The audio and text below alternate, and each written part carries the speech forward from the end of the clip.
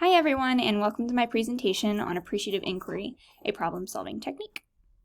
So for the first slide, Operation Asha, I think that this relates to AI through a string-space change, opposed to a traditional approach like Sandeep Ahuja says in the video. You can further understand that this organization fits into AI when the gentleman answers questions with positive concrete answers like, we have taken prevention, diagnosis, and treatment to the doorsteps of the patients, versus the approach of the other organizations that makes their patients come directly to the hospital. So for my problem to be solved, at work we have several problems with communication and working as a team. Instead, we put most of that work on our assistant. I have been in that position before and I can heavily empathize with her. So through the AI 4D model, I plan to ask the assistant a series of positive questions to help find a solution. I feel by asking the person it affects most, I could come up with a solution that benefits everyone. I am aiming to improve communication and teamwork as a whole. With whom did I work and why? I chose to work with our assistant Kaylee, and I chose her because, like I said, this directly affects her the most and in turn affects everyone as a whole. So for my action steps, I plan to take first are to ask Kaylee a series of questions about what the ideal environment will look like, what is working currently, what wishes she has to enhance the health and vitality of the workplace, and finally, how to empower, learn, and improvise. Second, how to implement these changes in a way that is constructive, and third, implement them in a way that changes our environment as a whole to a positive. And for our measures of success, they are to eventually, after implementing the above, be able to communicate effectively, work as a team, utilize our strengths to become a positive work environment, and continue to empower, learn, and improvise as we go. So for our second slide, we have execution. So for the approach, I reflected on the workspace as a whole, and I figured out who I wanted to ask more positive questions to, and how those questions could create a better environment.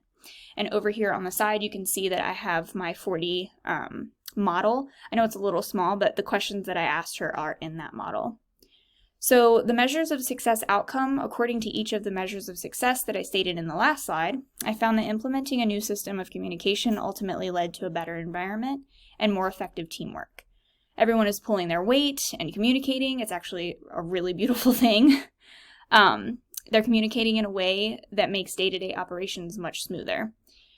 I find that if we continue on this path, we can create a like-minded environment and avoid disruptions to success in the future. For surprises or insights, this experiment definitely surprised me. I was weary that any measure I took to make my work environment better would ultimately fail. However, using this model, I realized that pretty much anything is possible. Excuse me. I have a more positive outlook on the situation that I definitely felt I never could change. So for the third, we have reflection. So for my insight, definitely after watching the video with Lindsay Godwin, which was really kind of moving in a way, I noticed that appreciative inquiry is more than what it seems on the surface, because you can just ask positive questions and get very surface answers back. But I feel like the positive questions definitely give somebody the opportunity to really tell you what they care about.